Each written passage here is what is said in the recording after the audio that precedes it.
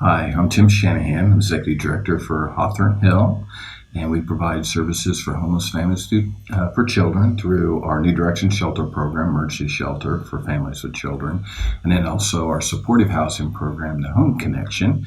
And we own 31 housing units we place homeless families in, and then work with those families to help them increase their income, mainly through training, education, and obviously employment. Also, the Executive Director for Bidwell Riverside Center. We have a permanent partnership between the two organizations, and Bidwell Riverside Center has a child development center. We serve up to 62 children between the ages of 2 to 5. Over 60% of our children are funded through DHS, so they're very low income or low income working parent or parents. We also have our distribution center, and that's a pantry that's associated with DMARC. Get our food from DMARC. Last year in 2018, we served over 16,000 unduplicated individuals at the pantry. We average about 4,000 individuals we provide food for every month, so it's a very, very busy place.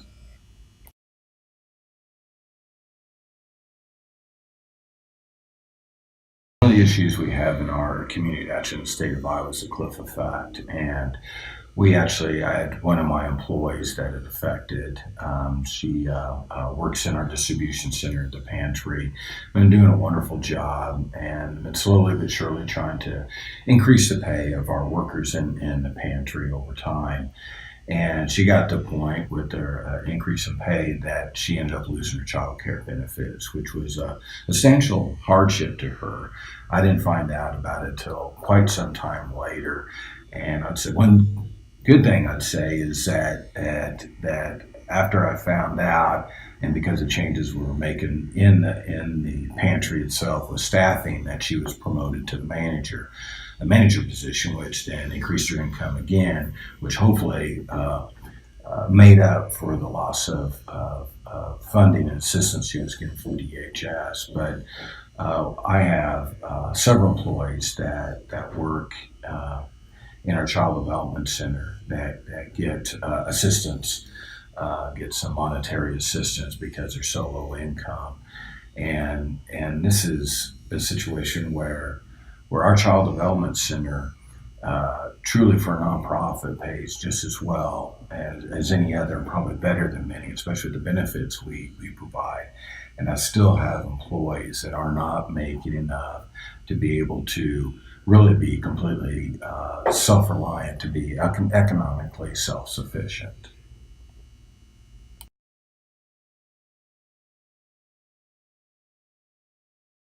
It's very important for individuals in positions such as mine, executive director or a higher level in management, or maybe you can have a little more control over your budget, and also where you have some input or actually doing the work of fundraising, and that because we need to do everything we can to make sure our employees have a living wage.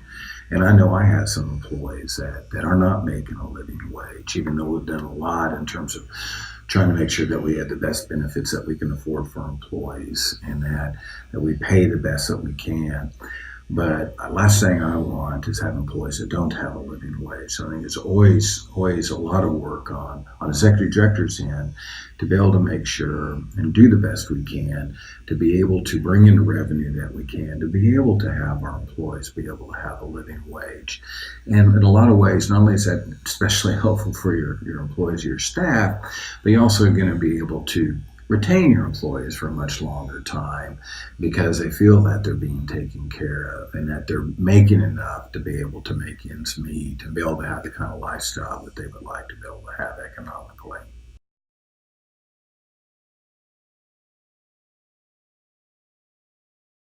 You know, with the programs that we provide for those that are very low income through Bidwell, and also, especially I'd say with Hawthorne Hill, where we're serving homeless families with children, that it's so important that my staff are able to provide the kindness and the patience, and maybe sometimes more patience than anything else with the clients that we serve.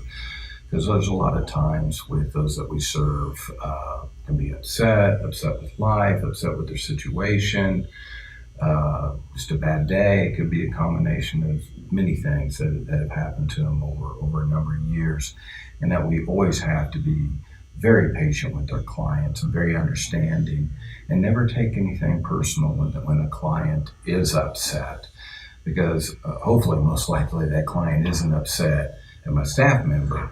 Is more upset with just a situation that they're experiencing at that time or that day or that week. So it's very important that my staff, again, do not take things personally when somebody's angry or upset, but to always, in those times, always show a lot of patience and kindness, and really just do a lot of listening.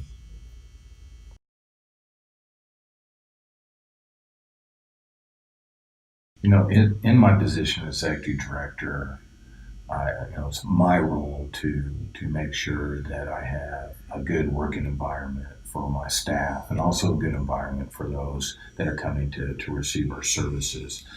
But I also know that I am only as good in my job, in my role, as my staff that are doing their job, and they're the ones who are actually providing the services for the clients that we serve.